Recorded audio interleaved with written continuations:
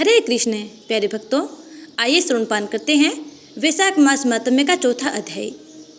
नारद जी ने कहा, जो व्यक्ति वैशाख माह के दौरान व्रत करता है उसे 8 कृत्यों से बचना चाहिए। शरीर पर तेल लगाना, दिन के समय सोना, बेल धातु के बर्तन में भोजन करना, खाट पर सोना, स्नान करना, घर में वर्जित भोजन करना, दिन में 2 बार भोजन करना और रात्रि में भोजन करना। जो वैशाख माह में व्रतों का पालन करता है और कमल के पत्ते पर भोजन करता है वह पापों से मुक्त हो जाता है, वह विष्णु की दुनिया में जाएगा। वैशाख महीने में दोपहर के समय थके हुए ब्राह्मणों के पैर धोने चाहिए, वह एक पवित्र संस्कार होगा। सभी पवित्र संस्कारों में सबसे उत्कृष्ट है। यदि कोई ब्राह्मण पैदल यात्रा से थका हुआ दोपहर के समय किसी के घर आता है और यदि कोई उस ब्राह्मण को एक सुंदर आसन पर बिठाता है और उसके पैर धोता है और उस जल को अपने सिर पर छिड़कता है तो उसके सभी बंधन टूट जाएंगे। वह निश्चित रूप से उस व्यक्ति के बराबर है जिसने गंगा और अन्य सभी तीर्थों में पवित्र स्नान किया है। जो व्यक्ति वैशाख माह में स्नान नहीं करता, जो व्यक्ति पलाश के पत्तों पर भोजन किए बिना वैशाख माह गुजारता है, वह पहले गधे के रूप में और उसके बाद खच्चर के रूप में जन्म लेता है। यदि मजबूत शरीर वाला बीमारियों से रहित स्वस्थ व्यक्ति वैशाख के दौरान घर में स्नान करता है तो उसे चांडाल महिला के गर्भ में पुनर्जन्म प्राप्त होता है। हे राजा, यदि कोई व्यक्ति वैशाख के महीने में जब सूर्य मेष राशि में हो बाहर अर्थात नदियों झीलों में स्नान नहीं करता तो उसे अधम जानवरों के रूप में जन्म लेना पड़ता है। यदि बाहर नदियों झीलों में जाना असंभव है तो घर में ही अपने नहाने के जल में थोड़ा गंगा जल मिलाकर स्नान करना चाहिए। वैशाख के महीने में निर्धारित स्नान और दान करने से व्यक्ति को भूत आदि योनियों से छुटकारा मिल जाता है, अर्थात उन्हें कभी भूत नहीं बनना पड़ता। वैशाख मास के पवित्र संस्कारों का पालन न करने से मनुष्य अधोगति को प्राप्त होता है। लोभी मन वाला मनुष्य जो वैशाख माह में जल और पका हुआ भोजन नहीं चढ़ाता, उसके पाप और दुख कभी नष्ट नहीं होते, इसके बारे में कोई संदेह नहीं। जो विष्णु को समर्पित है और वैशाख महीने में नदी में स्नान करता है वह 3 जन्मों के दौरान संचित पापों से मुक्त हो जाता है, इसके बारे में कोई संदेह नहीं है। यदि कोई व्यक्ति सूर्योदय के समय समुद्र में मिलने वाली नदी में स्नान करता है तो वह उसी क्षण 7 जन्मों के पापों से मुक्त हो जाता है। जानवी गंगा, वृद्ध गंगा, कालिंदी, यमुना, सरस्वती, कावेरी, नर्मदा और वेणी यानी कृष्णा, इन्हें 7 गंगा के रूप में महिमा मंडित किया गया है। जो मनुष्य सुबह सुबह 7 गंगाओं में से किसी एक में पवित्र स्नान करता है वह करोड़ों जन्मों के पापों से मुक्त हो जाता है, इसमें कोई संदेह नहीं है। जो व्यक्ति वैशाख महीने के दौरान सुबह पानी के प्राकृतिक जलाशयों में पवित्र डुबकी लगाता है वह अपने जन्म के बाद से किए गए पापों से मुक्त हो जाता है, इसमें कोई संदेह नहीं है। जो वैशाख मास के आगमन पर प्रातःकाल कुएं पर स्नान करता है उसके महान पाप नष्ट हो जाते हैं। यह निश्चित है कि गंगा सहित सभी नदियां बाहर जल पात्रों में विद्यमान हैं, भले ही वे गाय के खुरों से बने गड्ढों के समान छोटी ही क्यों न हो। जो इसे जान लेता है उसे सभी तीर्थों से भी अधिक लाभ मिलता है। जैसे दूध पानी से श्रेष्ठ है, हे राजा, दही दूध से श्रेष्ठ है और घी दही से श्रेष्ठ है, उसी प्रकार कार्तिक अन्य महीनों से श्रेष्ठ है।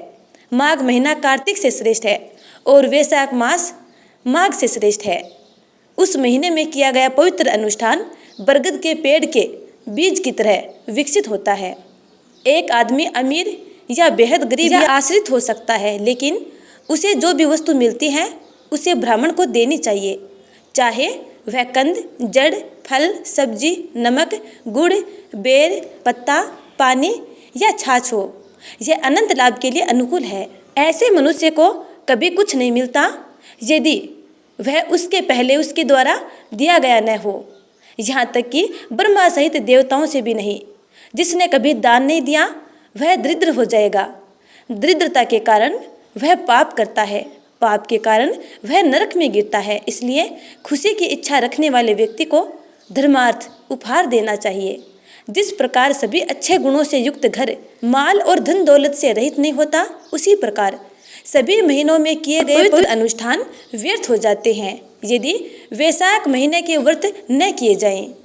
एक लड़की के रूप में वासना भले ही सभी अच्छे गुणों और विशेषताओं से संपन्न हो, यदि उसके पास जीवित पति नहीं है तो एक पवित्र संस्कार भी सभी सहायक तत्वों के साथ हर विवरण में परिपूर्ण हो सकता है। लेकिन वे जानते हैं कि यदि ऐसा है तो यह व्यर्थ है। वैशाख व्रत से वंचित जिस प्रकार दया के अभाव में अन्य सभी गुण व्यर्थ हैं, उसी प्रकार वैशाख व्रत के बिना सभी पवित्र अनुष्ठान भी व्यर्थ हैं। एक सब्जी के व्यंजन में सभी अच्छे गुण और सामग्रियां हो सकती हैं, लेकिन अगर उसमें नमक न हो तो उसका स्वाद नहीं आता। इसी प्रकार वैशाख से असंबद्ध किसी सराहनीय कार्य का सहारा अच्छे लोगों को नहीं लेना चाहिए, न ही यह अच्छे की प्राप्ति के लिए अनुकूल है। एक युवा महिला अत्यधिक सुंदर हो सकती है और उसके पास सभी आभूषण हो सकते हैं, लेकिन वह कपड़ों के बिना चमक नहीं पाती। इसी प्रकार मनुष्य द्वारा बहुत अच्छी तरह से किए गए पवित्र संस्कारों की श्रृंखला वैशाख संस्कार के बिना चमकती नहीं है। इसलिए यह निर्णय लिया गया है कि वैशाख के महीने में हर प्रकार के जीवित प्राणी को हर तरह से पवित्र संस्कार करना चाहिए। मधु के वध करने वाले को ध्यान में रखते हुए भक्त को सुबह पवित्र स्नान करना चाहिए, जब सूर्य मेष राशि में हो, और फिर विष्णु की पूजा करें। महिरथ नाम का एक राजा था। वह अपनी वासनाओं पर नियंत्रण न रखते हुए वे विचारी और कामुक था, लेकिन वैशाख महीने में पवित्र स्नान के कारण वह सीधे वैकुंठ चले गए। वैशाख एक लाभकारी महीना है जिसके देवता मधुसूदन हैं। इससे तीर्थ यात्राओं, तपस्याओं, यज्ञों, धर्मार्थ उपहारों और होमों के लिए अधिक लाभ मिलता है। वैशाख महीने में प्रार्थना का मंत्र है, हे मधुसूदन, हे देवों के स्वामी, मैं वैशाख महीने में सुबह पवित्र स्नान करूँगा जब सूर्य मेष राशि में होगा। इसे बाधाओं से मुक्त करो। हे माधव। अर्घ्य का मंत्र है, वैशाख महीने में जब सूर्य मेष राशि में होता है, मैं प्रातःकाल स्नान में लगा रहता हूँ, मैं तुम्हें अर्घ्य दूंगा, इसे स्वीकार करो मधुसूदन। हे गंगा सहित सभी नदियों, मेरे द्वारा दिए गए अर्घ्य को स्वीकार करो। हे तीर्थों और भंवरों, मेरे द्वारा दिए गए अर्घ्य को स्वीकार करो, खूब प्रसन्न रहो। हे यम, आप नेता हैं, आप पापियों को दंड देने वाले हैं, आप निष्पक्ष रूप से देखते हैं, मेरे द्वारा दिए गए अर्घ्य को स्वीकार करें, बताए गए लाभ के दाता बनो। भक्त को इस प्रकार अर्घ्य देना चाहिए और फिर पवित्र स्नान करना चाहिए। फिर वह 2 कपड़े पहनता है और सभी संस्कार करता है। वह वसंत ऋतु में उगने वाले फूलों से मधुसूदन की पूजा करता है। फिर वह इस महीने में विष्णु की स्तुति करने वाली दिव्य कथाएं और उपाख्यान सुनेगा। वह करोड़ों जन्मों के दौरान अर्जित पापों से मुक्त हो जाएगा और मोक्ष प्राप्त करेगा। वह न तो पृथ्वी पर, न स्वर्ग में और न अधोलोक में कभी कष्ट नहीं उठाएगा। वह दोबारा कहीं किसी गर्भ से जन्म नहीं लेता। वह आगे सतनों को नहीं चूसता, अर्थात मुक्त हो जाता है। जो वैशाख माह में बेल धातु के पात्र में भोजन करता है, जो अच्छी कथाएं नहीं सुनता, जो पवित्र स्नान नहीं करता या दान नहीं करता, वह नरक में पड़ता है। 1000 ब्राह्मणों की हत्या का पाप किसी तरह दूर हो सकता है, लेकिन उस व्यक्ति का पाप कभी नष्ट नहीं होता जिसने वैशाख महीने में पवित्र स्नान नहीं किया है। वह नीच व्यक्ति जीवित होते हुए भी निस्संदेह मृत है जो वैशाख माह में पवित्र स्नान नहीं करता। यद्यपि उसका शरीर उसके नियंत्रण में है, वह स्वतंत्र रूप से पानी में प्रवेश कर सकता है और रह सकता है। उसकी जीभ 2 अक्षरों का उच्चारण करने के लिए पर्याप्त स्वतंत्र है, लेकिन ऐसा नहीं करता। यदि कोई मूर्ख और भ्रमित आत्मा किसी भी तरह से वैशाख महीने में मधुसूदन की पूजा नहीं करती है, तो वह सुअर के रूप में जन्म लेता है। जो वैशाख मास में तुलसी के पत्तों से मधुसूदन की पूजा करता है, वह सम्राट बनेगा और करोड़ों जन्मों तक सुख भोगेगा। बाद में वह अपने परिवार के 1 करोड़ सदस्यों के साथ विष्णु के साथ सायुज्य प्राप्त करता है, अर्थात विष्णु लोक को प्राप्त करता है। भक्त को भक्ति के विभिन्न मार्गों के माध्यम से सगुण और निर्गुण दोनों विष्णु की सेवा करनी चाहिए। वह किसी चीज पर ध्यान न देकर सदैव उसका ध्यान करेगा। अम्बरीश ने कहा, वैशाख हो अन्य सभी महीनों और विशेष पवित्र अनुष्ठानों, तपस्या, दान और अन्य सभी प्रकार के पवित्र अनुष्ठानों इसके दौरान शामिल से श्रेष्ठ क्यों माना जाना चाहिए? नारद जी ने उत्तर दिया, हे अत्यंत बुद्धिमान, मैं तुम्हें बता दूं, एकचित होकर ध्यान पूर्वक सुनो। कल्प के अंत में महान भगवान देवों के भगवान शेष सर्प की सैया पर शयन करते हैं। वह अपने पेट के अंदर विश्वों के सभी समूहों को लेकर प्रलय के विशाल समुद्र में लेटा हुआ है। उनकी यौगिक माया और श्रेष्ठ शक्तियों के कारण सभी विभिन्न श्रेणियां, विविध वस्तुएं एक समूह में एकीकृत हो जाती हैं। निद्रा के अंत में वह श्रुतियों द्वारा जागृत होता है। दया के भंडार भगवान ने अपने पेट में स्थित प्राणियों के सभी समूहों और प्रजातियों की रक्षा की। वह प्राणियों को अपने अपने कर्मों का फल भोगने में सक्षम बनाने के लिए, सृजन करने के लिए प्रवृत्त हुए। उनकी नाभि से समस्त लोकों का आधार एक स्वर्ण कमल उत्पन्न हुआ। उन्होंने ब्रह्मा, वेराज यानी विराट का पुत्र को बनाया, जिन्हें पुरुष कहा जाता है। उसमें भगवान ने 14 लोकों की रचना की। उन्होंने विभिन्न गतिविधियों और मानसिक प्रवृत्तियों वाले जीवित प्राणियों के विभिन्न समूह बनाए। उन्होंने 3 गुण, प्रकृति, सीमाएं और अधिपति बनाए। उन्होंने विभिन्न जातियों और जीवन के चरणों में भेद किया। उन्होंने धर्म को परिभाषित किया। उन्होंने ऋषियों को धर्म का संरक्षक बनाया। महान भगवान ने उन्हें अपनी आज्ञा के अनुसार 4 वेदों, तंत्र ग्रंथों, स्मृतियों, पुराणों और इतिहासों के अनुसार धर्म के प्रचार और संरक्षण में सक्रिय कार्यकर्ता बनाया। उनके द्वारा प्रतिपादित कर्तव्य जाति भेद और जीवन की अवस्थाओं पर आधारित है। सभी लोग अपने अनुकूल और विष्णु को प्रसन्न करने वाले धर्मों में विश्वास रखते हैं। जीवन के चरणों के समुचित कार्य को सुनिश्चित करने के लिए अपरिवर्तनीय भगवान हृदय में ही स्थित हैं। फिर भी वह स्वयं को बाहर प्रकट करता है ताकि लोगों को परख सके और डरा सके। ऐसा न हो कि वे अपने कर्तव्यों का पालन करना बंद कर दें।